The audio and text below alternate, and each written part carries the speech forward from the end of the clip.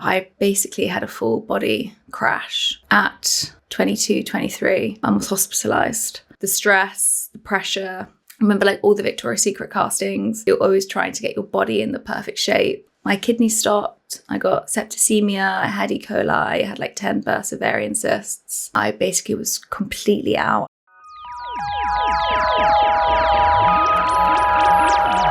Welcome back to The Slowdown, your time to define success and growth for yourself with a little help from others.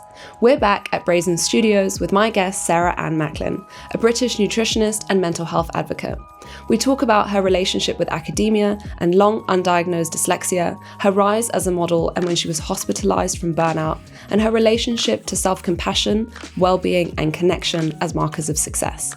Her journey gave me a lot of pause for reflection, and I hope it does the same for you. Thank you so much for coming. Sorry, I always do this really high-pitched voice and then I'm like, I have to remove that from the edit. That was weird. So I'm going to give a little bit of an introduction on you for our viewers and listeners. Sarah Ann Macklin is a British nutritionist and mental health advocate known for blending science and compassion in her work. After a successful modelling career, she transitioned into the field of nutrition, earning a first-class degree in human nutrition. Her personal experience, including being diagnosed with dyslexia during her studies, inspired her to explore how nutrition supports mental health and conditions like ADHD and autism.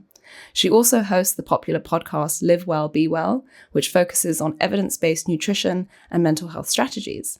Sarah has spoken internationally, including at European Parliament, and contributes to publications such as Women's Health and Harper's Bazaar. And I'm so happy to have you here. Oh, thank you for having me. On the theme of kind of taking this on a bit of a journey, I'm obviously super curious about childhood because that's when we get our early understandings of what success means in our life. So where were you raised, by whom, and what did success look like to you? Oh, I'm actually writing a talk literally on this at the moment. So I was born just on the outskirts of Portsmouth by my parents and had two siblings. I was like the youngest of three.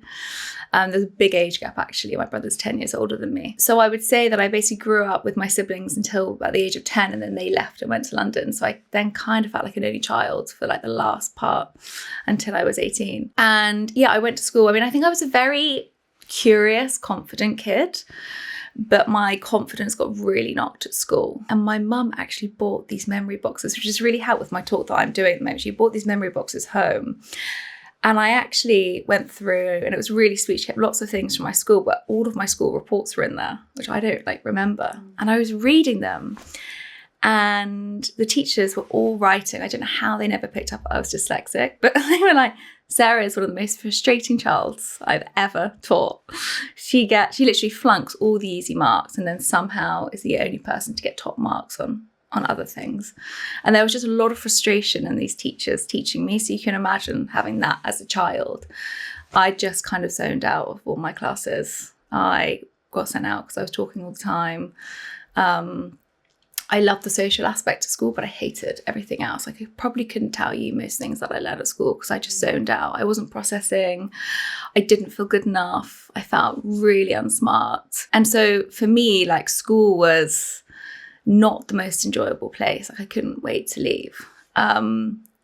Just because I just felt that I just wasn't good enough.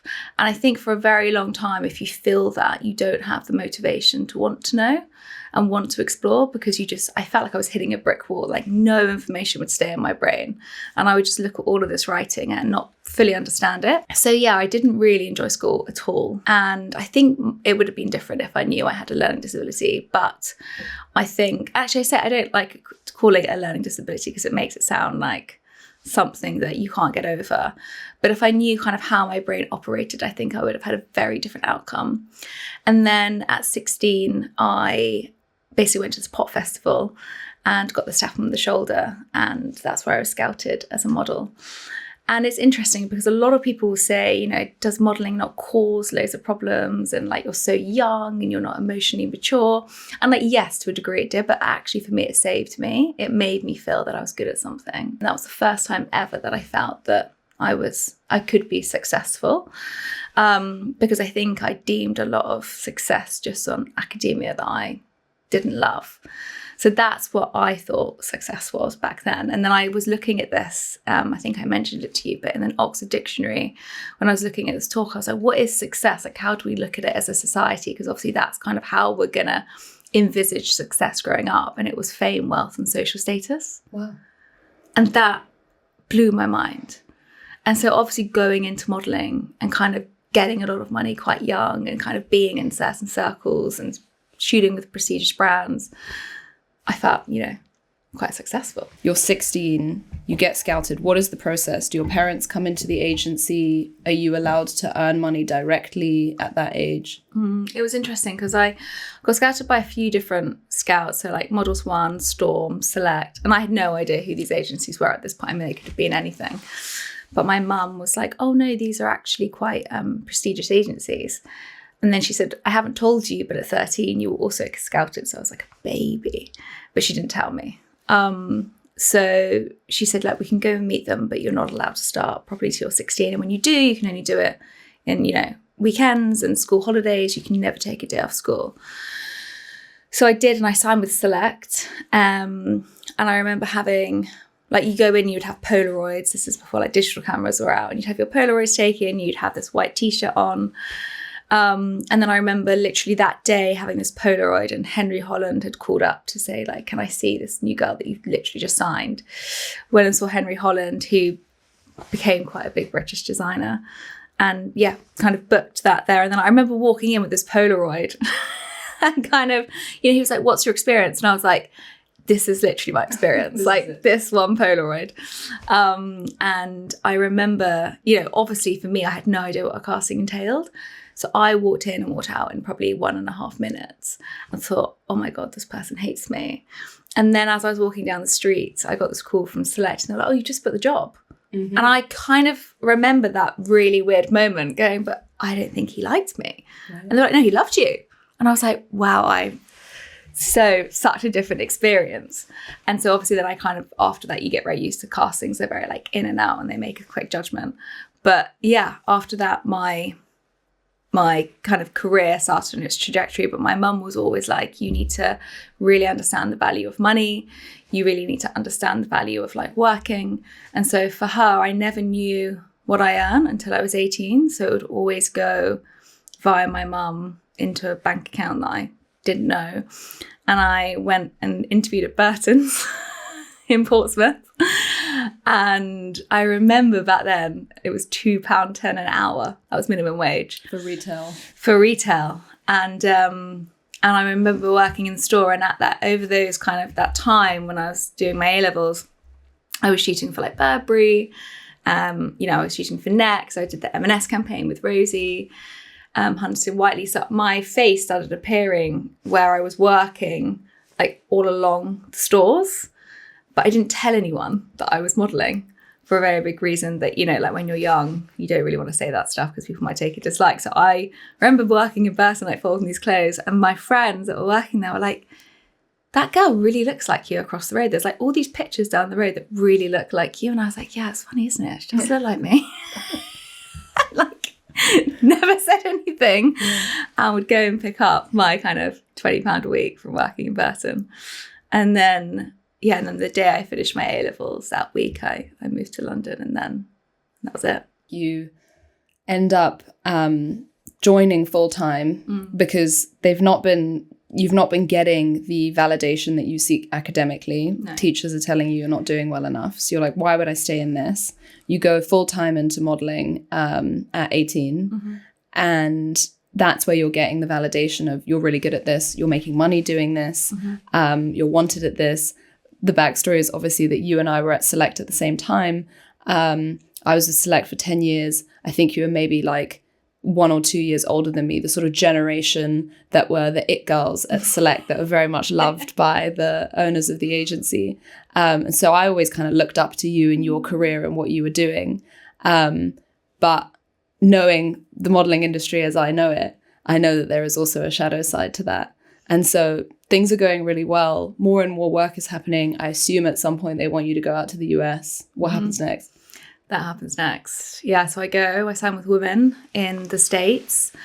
And yeah, that was a whirlwind for me. I remember picking up jobs, big jobs very quick. And the level of success over there is 10 times what it is in London. Like the pace is quicker, the money's bigger, like everything is bigger and nothing stops. And so I think that I was wanting to become like the success of what I envisaged that you could get over there. So I didn't stop. For me, it was like a constant. I had no off button. I remember kind of living in East Village, and I think there was like a month where I didn't have like a day off or a night off. I just constantly was working, or I was flying. So yeah, I basically had a full body crash at 22, 23, and was hospitalized. I think like the stress, the pressure, I remember like all the Victoria's Secret castings that you were going to, always trying to get your body in the perfect shape.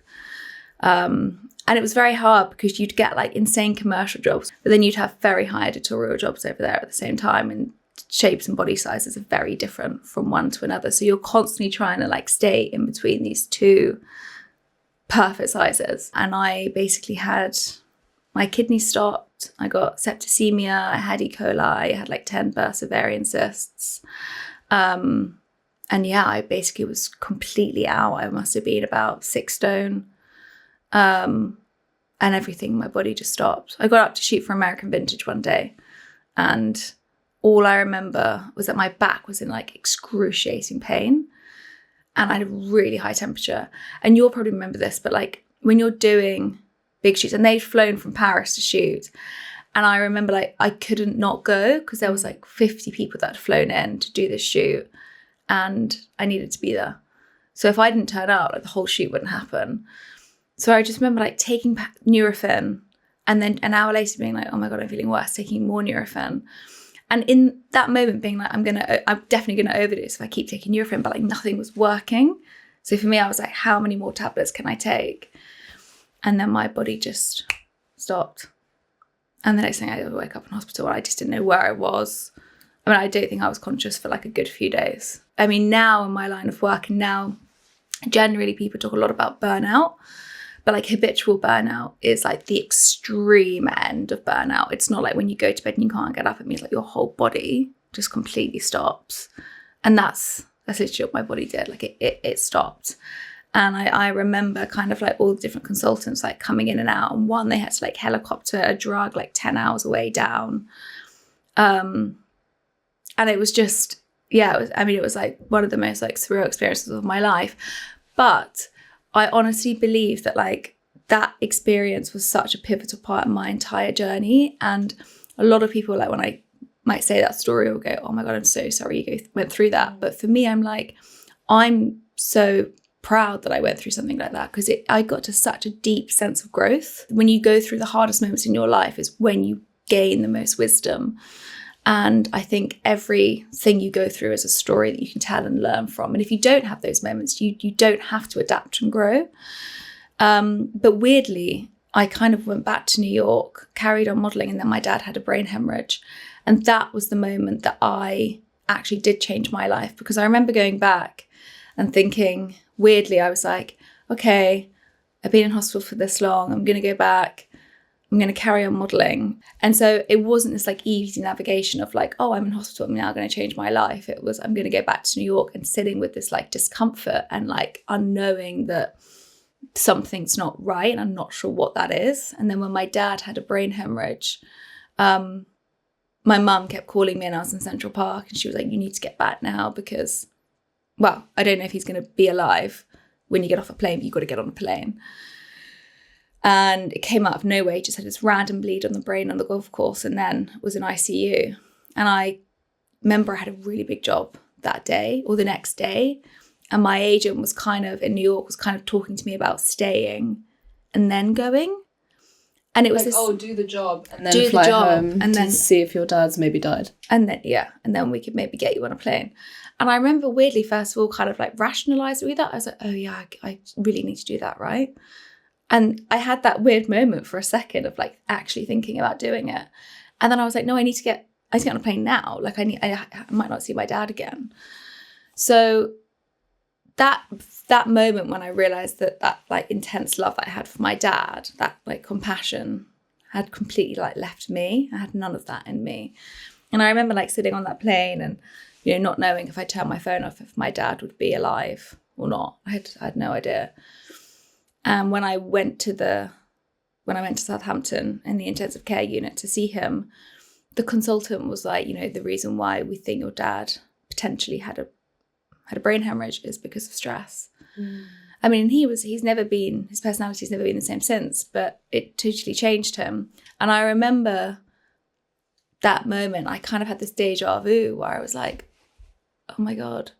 I like looked around like the ward and I was thinking I was literally sat in a ward like this 6 months ago.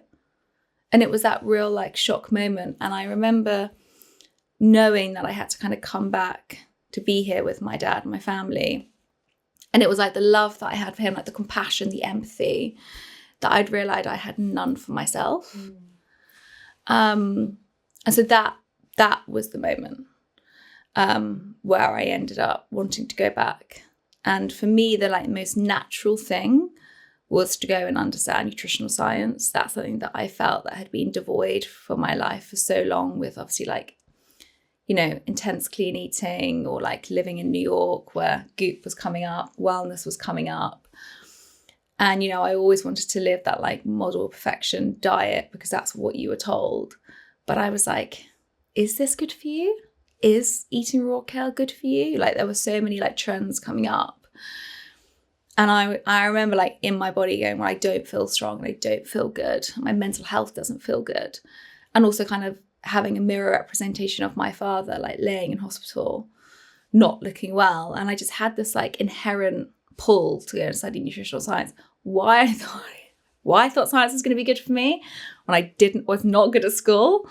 I will never know. And I remember my mum being like, are you sure? Are you sure this is what you want to do? And I was like, yeah. She was like, but you hated school. And I was like, I know. I don't quite know why I'm like compelled to do this. And then it went through like a 6-month process of like applying, and all my agents, taking me out here, like, Select Go, you're making the worst decision of your life. Like, you are in such a big part of your career. Do not leave New York. And I just had this like push-pull in me for about 6 months. Like, if I leave, can I pay my mortgage? How am I going to support myself? Like, because by this point I'd become like such a full-blown adult in my life. And then I was all of a sudden going back as a mature student to school with something that I hated. It was like this really odd thing, but I just had this like really deep gut instinct that this is the right thing to do.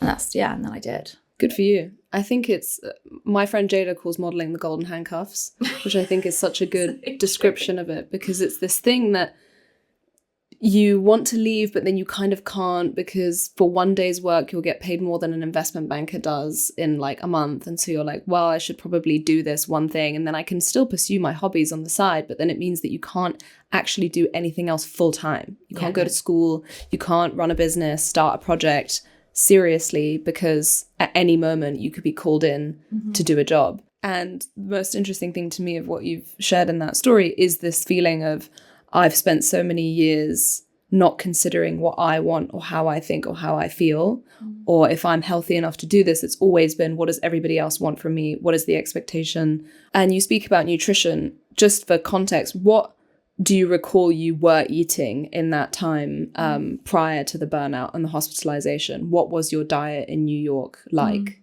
I lived right next to Whole Foods, which there was like one in Piccadilly here, but like no one really shopped there. And I would go and get a juice in the morning. I became addicted to coffee when I lived in New York. My diet was so clean, and I would exercise intensely all the time. And I'd walk everywhere in New York. You thought you were doing really well. I thought I was doing perfect. I was like, I'm eating like no sugar. Everything's clean. I don't eat dairy. I eat, lots of raw food. Like, for me, that was what I was kind of envisaging as health.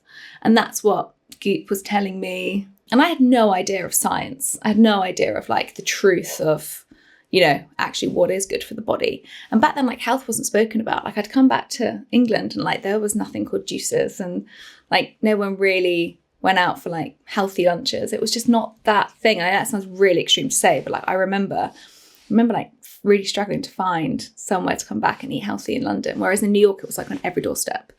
And it's all that everyone spoke about. And no one really ate. Everyone just drank coffee all the time. And coffee suppresses your appetite. So I remember like that was very much my way of living. And you'd kind of have like a little bit of sushi in the evening when you were going out for dinner, but that was kind of it because you were more like out socializing. So like food wasn't like a massive part of my life. It was more like, what can I eat to stay the shape and like be the best that I can be and be successful? You know, and I went out with somebody who was like a known model. And I think like when you're both in that world, you never leave that obsession. You know, you're like morphed into it. I ate this perfect diet, yet my body was like so fucking undernourished and it collapsed on me. And then you say all of this led you into an interest in nutrition and going back to university. And my question is, how did you find that university and the subject, the process of application, and the beginning of your time at university as a mature student? I remember like walking in, I always reference it as like a Legally Blonde moment where like I walked in and I just felt like everyone was so smart around me. And I was sat there with like a Mulberry handbag and like a fluffy pen. It would just look at me, really confused. And I looked, and I think that is like was the epitome of that. I just don't think I knew who I was. You know, I knew who I was as like model Sarah Ann, but I didn't know who I was. And I remember I get just feeling really uncomfortable. I was like, I don't think I belong here either. And then I felt even more lost. And so I actually went to my professor and said, I'm going to drop out. I just remember like sitting in my biochemistry lecture, and all I remember her saying is, you're going to have to present in 2 weeks about this one process. It was like something like oxidative phosphorylation. It was in biochemistry. I remember that very well. And I just felt like she was speaking Japanese. I just thought, I can't stand up in front of a class and talk about this. I don't even know what it is. I can't even spell the word. So she took me into her office, and I just said, look, I'm really not smart. I do not fit in here. And she like looked at me and she was like, but you're smart. Why would you say that? And I was like, trust me, if you'd read my school reports, they're not great. And she said, no, I think you're just really dyslexic. And I remember looking at her, not really knowing what that meant. And I was like, well, surely if I had something like that, that would have been picked up. And she was like, not necessarily. So she said, look, do you want to go and do this like 2-hour exam? And oh God, the thought of her doing an exam like sent shivers through my spine. And I was like, no, I don't. She was like, no, it doesn't mean you have to pass it. But it would just see if you are neurodivergent. And so she did. So she took me through this like 2.5-hour exam. And I remember for the first 5 minutes, I was so stressed because I just remember I couldn't answer the questions. And I think there's this thing with, especially being dyslexic, of always trying to cover my weaknesses and look like I always knew what I was doing. Look, I was always confident because I was so ashamed that I didn't understand things. And yeah, she said to me, you're like super dyslexic and this is how your brain works. And I will never forget that because she explained how my brain worked in such a way that I'd never even understood that myself. And it was like she was in my head. And I had this huge, overwhelming reaction, like years and years and years and years of suppression just basically came out in that room. And it was like a lot of like a relief, like knowing that like I wasn't broken. That's how I'd always felt. And having someone for the first time ever saying that I was smart, but my brain just works really differently. But I always say like that's the moment when self-compassion probably started fostering, because she basically showed me empathy.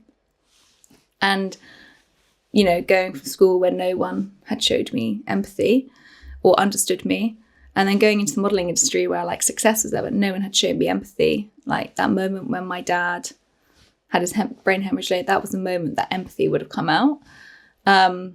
So for me, I was devoid of any kind of compassion for myself. And so I will always be thankful to her. You know, she really changed my life in that moment. And actually what it did do, and this is the big thing about like when you have belief in yourself, is that it gives you a lot of motivation. And so I basically went from completely flunking to getting a first in biochemistry and nutritional science, which, like, I say that because I was about to drop out. Like, I couldn't pass an exam. And that moment gave me like the biggest motivation to understand how my brain worked. And I would have never in a million years, even my parents could like believe that I'd get a first science degree, you know. And I remember picking up that scroll on that stage, and that was bigger than any catwalk I walked. That was bigger than any job I was given. That was bigger than my first house that I bought when I bought it at 19. Like, all of those accolades, that what success was shown to me as, meant nothing. Like, getting that scroll on stage was like my biggest moment of success. I just cried. Remember the whole time walking on, picking up that scroll, just crying. So that was like what I felt success was in the end. Like, I overcame something huge. Once you figured out, this is how my brain works, I have dyslexia, how do you actually proactively go from failing to getting a first class degree? Was it a way of learning? Did they let you sit tests differently? When I was doing my A-levels, weirdly, I would do loads of brain diagrams and like mind maps. And I didn't realize that was a very, very dyslexic thing. So I learned in colors. I learned in like certain codes. But when she actually told me how my brain worked, she said, like, you know, the schooling system is built linear and you're the most unlinear brain possible. So we kind of got to hack the system. I was really lucky that because I was diagnosed as dyslexic, or blessed with dyslexia is my new terminology, I basically got given like an Apple Mac, a headset, like a phone to record my lectures. So instead of going in and obsessively worrying about missing every single part of the lecture, because what I would do was have to write down everything she was saying because I couldn't process it quickly. So my ledge in my brain of how she described it to me, most people's ledges would be like 10 centimeters and mine's about 2. So I can only hold a certain amount of information at a certain given period of time. So she was like, well, you're going to record your lecture and you're going to sit back and you're not going to do anything. And I was like, oh my God, this is never how I've learned. So I would record everything on this phone. If anything was really interesting on like the notes that we were given, I would highlight them, and then I would go home and I would then go for a run. This is when running really came into my life, and I would put on what I recorded and I would start like mental noting it in segments in my brain, and then I would come home and write it into a mind map. So every lecture I would then mind map into smaller chunks, and so I would chunk it into different colours, and the colours kind of meant a system to me. And that's how I'd get my brain to work in more linear modes. And so by the end of every term, and it sounds really intense, but it's the way I learn, I would like stick it around my room. Mm-hmm. So I would come in and then I would just see all of these terms. And a lot of them were equations, right? Because a lot of it was biochemistry. So I would have equations all over the wall. But I would come in and I would just see it and it would note and it would just go into my mind. And then that would unlock what that meant. And so I would, without then overstressing myself out and cramming and trying to remember everything on a small ledge, that's how I would process. And so then I remember walking into an exam and I was given extra time, but actually I never needed the extra time because I had learned a way to process and retain information, but it was just very, very different. So I would go audio into kind of visual mind mapping was my way. And that's the way I've learned ever since.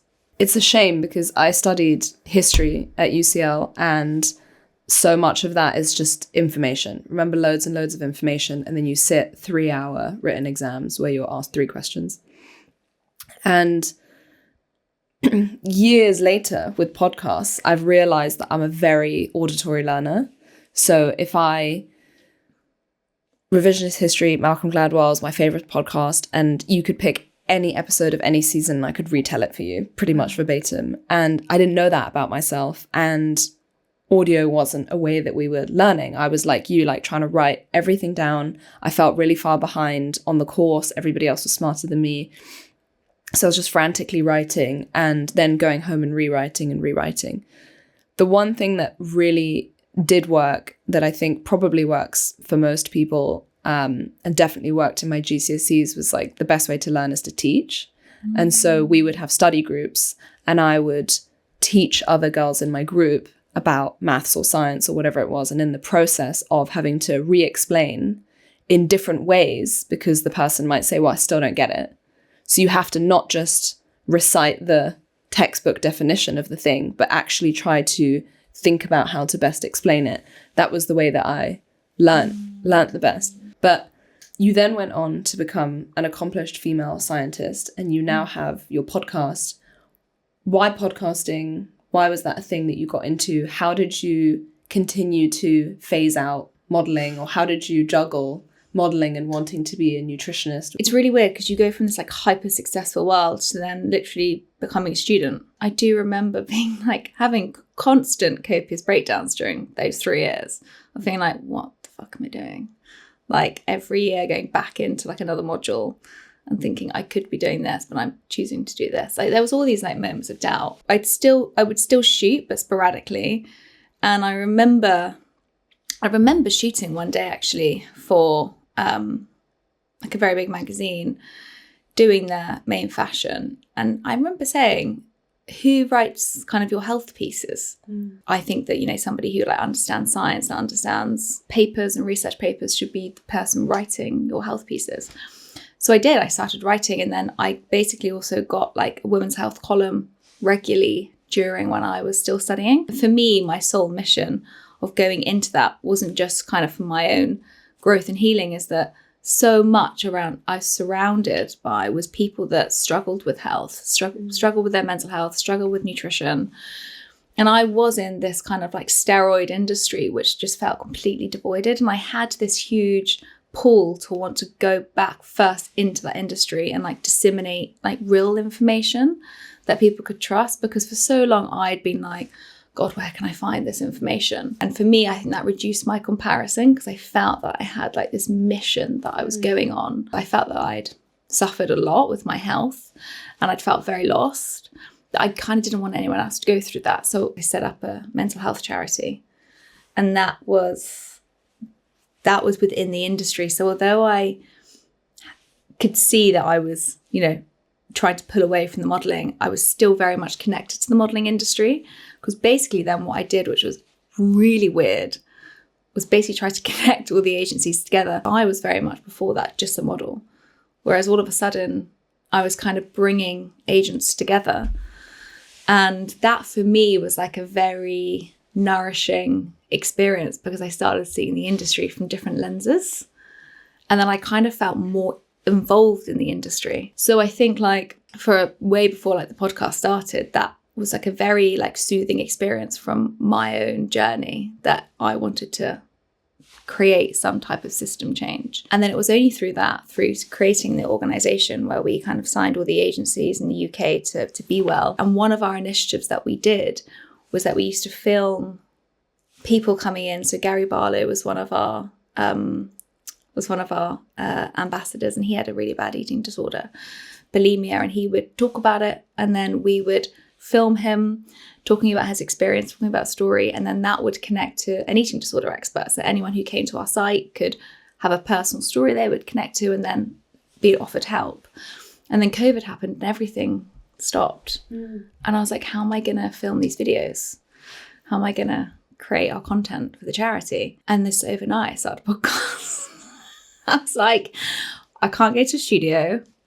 I can't film anything. And so like, I thought, what can I do? Like, what resources do I have? So I like went onto Amazon, bought like a £20 mic and sat under my duvet and decided to record a podcast and started with like 50 quid doing it. I was obsessed with like bringing out information. I was obsessed by people being able to connect and retain information. And then we kind of got, you know, Victoria Pendleton came on and spoke about her life, and she suffered with an eating disorder, and it was all around mental health. And then we got kind of a cardiologist to come on and speak about, you know, how to look after yourself during COVID.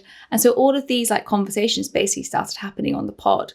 And so I basically brought my network to the show and kind of wanted to open these conversations out more openly. And so that's kind of, and there was literally no strategy behind it. It literally started within 24 hours. You mentioned wellness culture earlier from 15 years ago in New York. We still very much live Oh, in way more. a new era of wellness culture. And I think capitalism tries very hard to sell us wellness, and yet most of the best things are free. What are your thoughts on current wellness culture? Is it serving us? Is it not serving us? I despise the word wellness. And I despise the word wellness because it's become it's basically a very kind of marketed term. So I use a lot about well-being. There's a well-being, and there's a lot more kind of scientific rigor that can go behind that, I believe. The wellness industry is predicted to be $8 trillion by 2027, which is just like astronomically huge. I just believe like the beast has changed from those 15 years ago. Like it's just morphed into more of a longevity bro culture now. And that's where I really see it. And it's still exactly the same premise. You know, it's still this very like rigid, strict way that we all should be living and we all should be consuming and we all should be having this certain way of living our lives. But we're never actually asking like, why? Like, why are we doing this? What is our end goal? What do I want? What does make me happy? You know, and I think that for me is like the most important thing of health. I was very much kind of sucked into, well, if I exercise this way and I eat this way and I have this much sleep, then I'm going to be very healthy. And like the irony was that it was the complete opposite. So that led me on this like thought process. And I believe that so much of our health starts in our minds. It's the way that we think. Our thoughts influence our actions. Our thoughts influence our stress hormone, which is our cortisol. And like that for me is, we now live in a culture that's like dominated by stress, and stress is killing us. And so what we're trying to do is have a pill to supplement our day, or have a pill to help us sleep, or kind of run our way out of stress. But we're never really taking a moment to like connect to why we're so stressed. And like, and something that I found really interesting is that, you know, you look at the facets of health and, you know, you've got nutrition. So you've got a huge marketing industry for nutrition. You've got movement. You've got a huge kind of vertical and marketing for movement. You've got all of these different strands. You've got sleep. You've got your environment. You've got all of these different facets that we talk about. But actually, like above all of this, like the bigger, like the more upstream context is actually like how we think and feel about ourselves. All of these things can have an impact. And I'm definitely not saying that like none of those do. They all have a profound impact.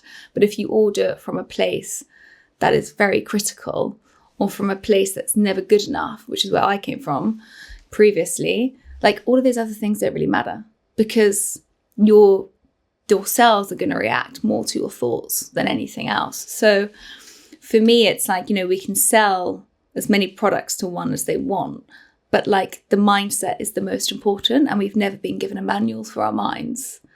And so I think that's where we really have to start. But you can't, that's not a marketable product, right? That's something that we have to learn. And from evolution, we're not learned to be kind to ourselves. We're learned to be more critical. It's like a survival mechanism. And so, you know, we live in a day now with modern threats constantly bombarding us. They might not be life or death, but they can certainly feel like that for so many people. I do think we'll get to a point where there will be an uprise against the bro culture and an uprise against like longevity. And, you know, we don't really know the outcomes of everything that's been spoken about at the moment, like the different drugs that people are taking. And I do think there will be more around like a lifespan and how we can live like a more happy and healthy, joyous lifespan.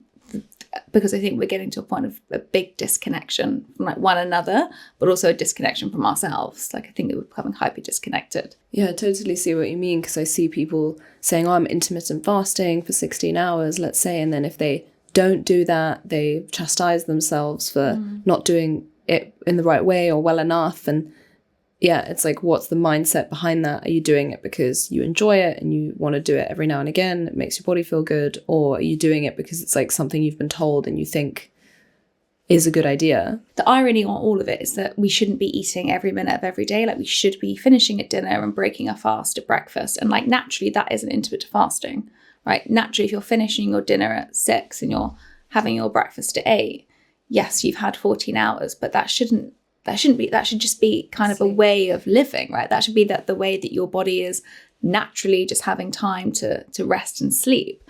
You know, your body cannot go into a recovery mode, which is what sleep is when it's digesting food, because all the blood is going towards the GI system and digesting the food, so you're not going into a deep sleep. But then when you look at like, well, where did intermittent fasting start from? Well, intermittent fasting started from IBD, people that suffered with Crohn's.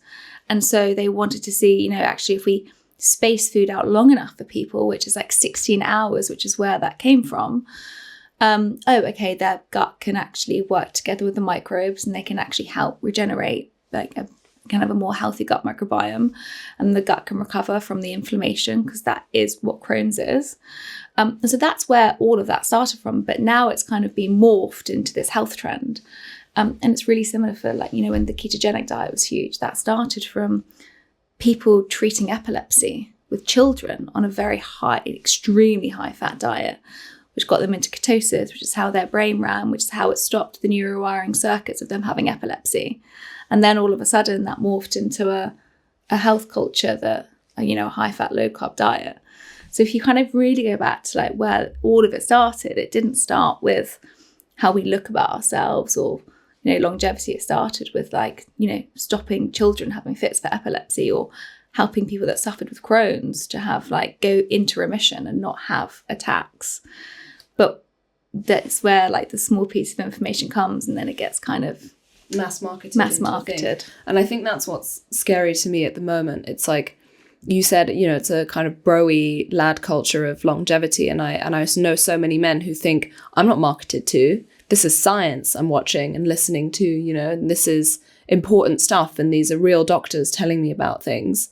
And they forget that they're just as easily marketed to. And it is marketing. So marketed to. And, they're trying to sell you the pill, the supplement that will fix everything else so that you don't have to think about yourself, so that you don't have to think about your mental health or do all the free things that take a bit longer, connection, friendship, spending time with family, being out in nature, all of that stuff, because this one pill will just fix all of your problems. Mm-hmm. So it's difficult. But I think one of also those kind of overarching key things that you mentioned, sort of meta narratives of our lives, is around purpose and feeling like you have purpose. They say that for all kind of healthy communities, there's a feeling of purpose. And I was wondering if you have a working definition of that, or if you have figured out what yours is. You sort of touched upon it earlier, but I recently heard a woman called Dr. Anita Phillips talk about it on Super Soul Sunday, which is Oprah's podcast.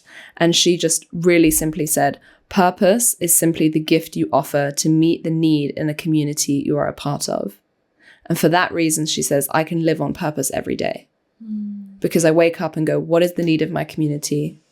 What can I do to fulfill and be of service? I think being in the service of others is really beautiful. I think that for me was a drive of purpose for my career change for a really long time. I mean, I had no idea of how to start a not-for-profit. I didn't even realize that was, I didn't really understand charitable organizations. And that, for me, coming from a very selfish industry, I went to a very selfless way of living. And now I kind of am somewhere in the middle. I think purpose is a word that can be misinformed or kind of very overwhelming for people. I think there was like a very big kind of time in the self-growth culture where you had to have a purpose, and if you didn't have a purpose, you kind of were worthless. And so there's this, what's your ikigai, and find out what all of these things are. And I do think there's a real importance to understand like what makes you happy, like what gives you drive, what makes you get up every day. But there was always this thing that it had to be quite a profound reason. And now I've come to this very much way of, I think parts of your purpose will change as you evolve and as you grow. And I don't believe it's something that's ever fixed. I believe it's something that will kind of goes in its ebbs and flows of life. But I do believe that like so much of your purpose, I would say, is like, if someone's struggling to get to that, and how I would define it is like, what gets you up every morning that can make you feel worthy? Like, what is it that can give you excitement in the morning, or give you something that is a connection? And mine is connection to others. Like, so much about, I think, what my purpose is connection to other people. I've felt that I've learned more from doing that than any other part of my life. And it involves community, it involves connection. I'm inspired to like learn by other people. I'm inspired to sit down and have conversations. I'm inspired to know about other people's lives. And that can be within my family, that can be within my friendship groups, but that for me is like essential. And if I'm devoid of that, then I feel very, very kind of cold in myself. So probably that for me. You mentioned obviously how you were in a very fast-paced industry and the effects that had on you. Even the podcasting industry now can also be very fast-paced. But how do you practice slowness or softness in your life? How did you introduce that? And what are the practical tools and tips and things that you always come back to when things do start to move really quickly, that you can bring yourself back? God, it's such a good question. And it's one that I think I'm still figuring out. I don't believe there is a work-life balance. I believe that's a myth. I don't believe you can have it all. I believe there's a lot of sacrifice and discipline in like doing something that you want to do well. I really believe that. I think people can sit here and give you a beautiful answer, but I don't know if I believe they do it every day. I think there's something that I have managed to slow down on, and the one thing that I've kind of kept is my mornings. And it's not these like slow long mornings where I journal for an hour, but I was that girl that went to a spin class at 6 a.m. I really got sold into that. To be successful, I've got to get up at the crack of dawn and be awake for everyone else, and achieve my goals before people wake up, get to the gym, do these things. And actually exercise is important to me, but I will not get up and berate myself at 6 a.m. anymore. That's something to me that waking up, getting my coffee, kind of having a slower morning for that first kind of 30 minutes, half an hour, is really essential. And if that means I have to get up a bit earlier before my day to have that, that's fine. But having that slowness and something that's like a bit of time for me is really, really, really essential. I know I can work exceptionally fast. I have a brain that fires really quickly. And I really struggle to take time out. I just know that's like one of my weaknesses. Like I really struggle. And I think that's part of like worrying about falling behind. But what I do is I actually realize that I just like basically stop breathing when I'm really busy. I actually have to stop. And like I have to say to myself, like, you've got to breathe.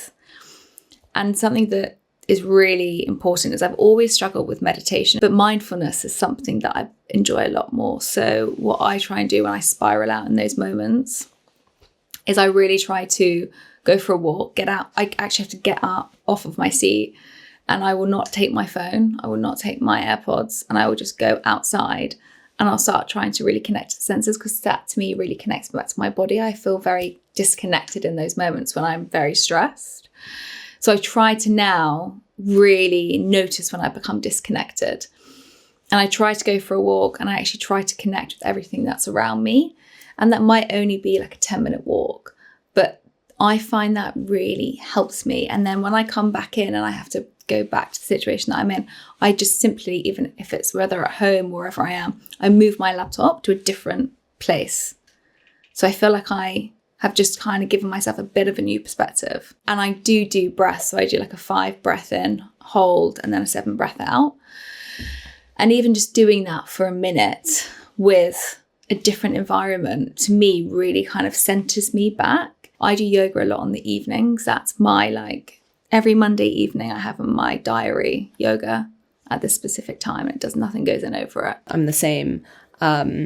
If I can just so easily just work all day, and then I can work through the evening and I can work through the night, and I have no problem doing that. So actually what's harder for me is taking the breaks and scheduling in yoga in the middle of the day. Or my partner has a thing where he literally blocks out time in the week that's called deep thought time.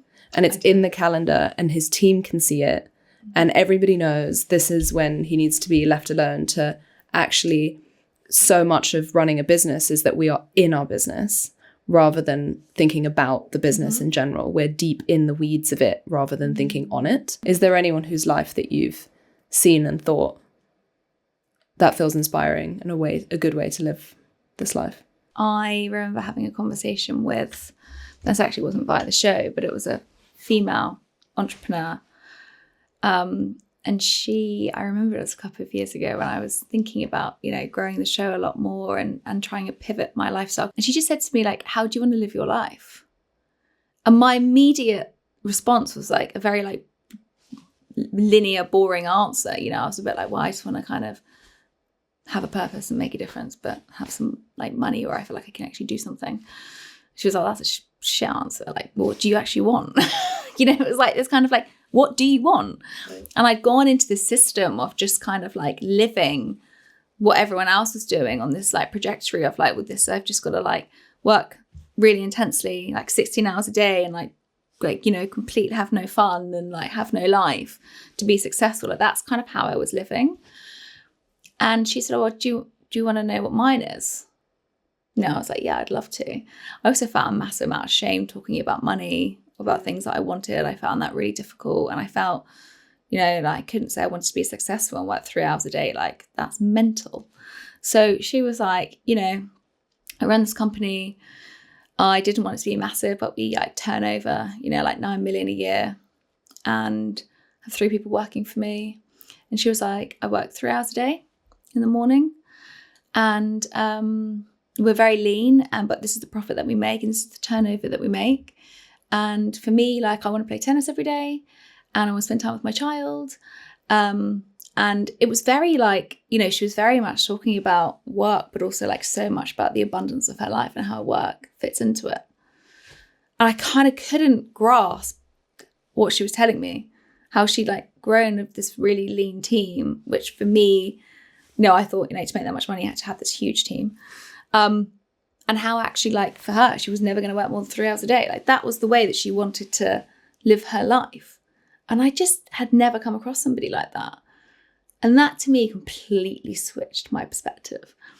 You know, I kind of ended up saying, okay, well, actually, well, this maybe is what I would like to earn. And actually, these are the things that I would love to do in my day. I'd love to have more time to go and play tennis and to do yoga, or to have time to cook in the evening for my friends and my loved ones, and not just work all the time and be going to bed stressed. And so she really inspired me to think a lot more about the life that I want to build around my job for the next 5 years. And I don't think people, one, speak honestly about money, especially women. Two, don't speak enough about kind of like the abundance of the creativity of your lifestyle and purpose outside of your work that adds to your work. And actually having that as part of your dream that you want to create. I think the thing with capitalism, and the reason why it's so strong and prevalent, is because it thrives on a never enoughness and a feeling of there's always more, there's always more, there's always more. And from very young, you're put into a system where you've entered a game that you never signed up to. And the game is hit all of these different points and then die. And so 100%. We're in this like chase all the time. Having come from modeling, which was very much a scarcity mindset, competitive mindset, it's me or her. There's no both of us doing this together. We had a real sit down, my co-founder and I, about 3 years into running our business, which was, do we want to follow the get investment, scale, sell model of this? Which, based on what I know, is going to be a 5 to 10 year process. We will need to become managers of people, which neither of us are good at, or hire ourselves out. It will take a lot of energy, a lot of time, and there's a 1% chance that we actually succeed in selling this and what that actually looks like. And so then we sat down and thought, what do we want from our lives? And when we think about it, we say, well, we want to travel. We want to have these amazing experiences. We want to have enough money to do these things, and we want to own a home, etc. And so we actually worked backwards from what would be the ideal income, what would be the salary at the end of the year that would make us content. And when you actually think about what are all the things that I need when I'm not thinking about comparing myself to this person on Instagram or anything else, we kind of had a salary number in mind. And then when we worked backwards through the business and we said, okay, if we want to keep it so lean, where it is literally just the two of us on salary and everybody else freelance, how many projects based on how we know projects work do we need? So we kind of like did the maths and basically said, okay, we need 6 to 8 projects a year from 6 to 8 clients. And we need to make a turnover of this much, knowing that our profit will be this much to make our salaries. And when we looked at the year that we had just done, we were in sort of September and we'd already made that. but we were breaking our backs to try to get the next thing. I'd had burnout because we'd said yes to every single project. We suddenly had way too much on that we couldn't handle. And it was like modeling all over again, where you either have too much and you're working every single day, or there's a void of nothing and you're just stressed in the void because you don't know when you're going to make the next paycheck. And I think freelancers and people who run their own small businesses will understand. But for us, it was this amazing sense of relief going, okay, our goal for the year, our kind of baseline of what we want has actually already been achieved. And so anything else from this point is additional and wonderful. And we decided to not grow and scale and sell and aim for that mission, but do what this woman said, which is, I want to work 4 to 5 hours a day and have a really nice life, like enjoy the time that I have here. I want to be able to go outside every day. I want to have friends over for lunch. I want to host and have amazing holidays. And that's kind of been what we've done. And it's been incredibly releasing. There is still a sense of capitalism expects me to do X. And I see all these amazing female entrepreneurs doing this stuff, but I know the shadow side. I know what it looks like to try and be the exited founder and the glamorization around that, and how difficult VC funding is and what that actually means. It means that somebody else owns your business. You don't own it anymore. And so it took years for us to kind of figure that out and say to ourselves, what do we actually want? And if we want this business, it's my business. It should work for me, not 100%. The other way around. 100%. And I think that just means that you know yourself a lot. I actually remember you having this conversation 3 years ago when we were in Egypt. And I think we reconnected on that trip. And I think I was like, what are you doing now? And where, and that was the point when I was growing the show.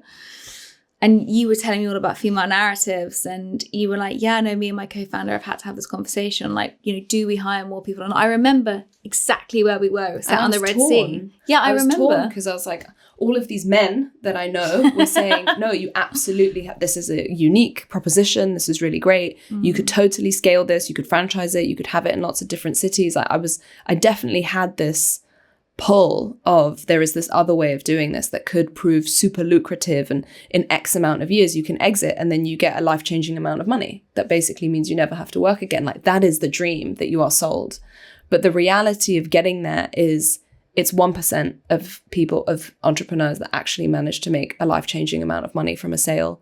And what do you have to sacrifice to get there? That's the thing. And it's all opportunity cost. And we're effectively told, work really, really hard throughout the entire decade of your 20s and 30s, such that you can enjoy your life when you retire early. But I want to enjoy it now. I want to have an amazing decade of my 30s. And that was another thing. I turned 30 and I said, I want to have the time and the bandwidth to enjoy my hobbies, meet a partner, have a family if I can, It is very interesting to have this conversation because both of us are coming from, well, everything that we've been told has been from men. That's why when this woman spoke to me, she had 3 people in her company, but she was turning over 9 million a year. I was like, this is amazing. No, I don't know anyone else who's spoken to me in this way. Everyone else has been like, go and raise this much money and grow your company. And so I think having these different narratives where you are hearing from different people that you can, maybe money isn't a driver, but if that is something that's important to you, like, there are other ways to do it. And I think it's interesting, so much this comes down to kind of the end goal of money, but is that the end goal of what you want in your life? Yeah. And is enough ever going to be enough? My last question is, if I was to watch one film or read one book or look at one piece of art that would help me understand you better, what would it be? Oh, gosh, I've never thought about that. I don't know why I've got Legally Blonde in my brain. But I love that. I think she probably goes in and then has the moment when she's in there and she totally doubts herself. And you see her really transform as a character during that experience. You actually see her change her style. You see how she changes the situation. And she ends up becoming like an insanely successful lawyer that's very, very well respected. But if you see her at the beginning, like, she's a complete laughing show. And I think you see her transform into actually figuring out who she is, because she went in there to basically try and get a man, which is not the part of the show that I probably relate to. But actually through that, she kind of found like her purpose and what she loved and what she felt that she was worthy for. And she actually found her voice. And I think the irony of that is that, like, it starts off by making making fun of her basically, and like she's a ditzy woman. Like how many people have like referenced women in that way? And actually in the end, she's like a badass. And I think kind of watching her transition through that is amazing. And that's probably something that I probably relate to, of going back to school and feeling like a complete outcast and feeling like I should give up. And then kind of weirdly finding my own narrative and voice in my own way through It's it. like the power of being underestimated. Yeah. And what you can then do with it. Yeah. Probably that one. Well, thank you so much. Thank for you joining. for having me. Is there anything else you'd like to add that I haven't covered or say on this topic of slowing down, redefining success? I want to know why you started it. I wanted to share this information that provides a more open discourse around the topic of success and growth and what that looks like and what the options are for you. And it's the career advice I never got in my 20s. So I grew up in the hustle culture, girl boss, glamorization of a founder era, very much so. And I was never shown the downsides of anything like that. And I was also told that in order to be worthy, appreciated, considered successful, that was how to do it. I kind of wanted to provide a broader narrative of all of the options that exist for really a range of viewers. And like I said, I want it to be about the journey and the story of how people got there, their realizations, their turning points, their pivots, as opposed to just jumping straight into the success you're at now and how it's going kind of thing. But yeah, hopefully that answers that a little bit. It does. I think it's so essential, because I think someone can easily tell their story and it easily sound easy. Yeah. Or very like thought out. And I guess like the biggest thing that I probably end on is like, I never thought I'd end up doing what I was doing. Right. Like I never thought I would do this in a million years. If you ever said, what would you do? It would never, ever, ever, ever be. I think every year I'm like, I can't believe I'm doing this. And I'm doing something different every year. And I'm sure this time next year, I will say I didn't imagine I was probably doing what I'm doing there at that point. I've never had a fixed outcome. And I think if I did, it would have all gone terribly wrong. It's been the most like squiggly journey ever, with a lot of ups and a lot of downs. And people don't see that. Thank you so much for taking the time. Appreciate it. Thank you for tuning in. This episode was hosted and created by me, Tiana Tambridge. It was produced by Whitney Rosenthal. Sound and video recording, mixing, editing and mastering is by Brazen Studios.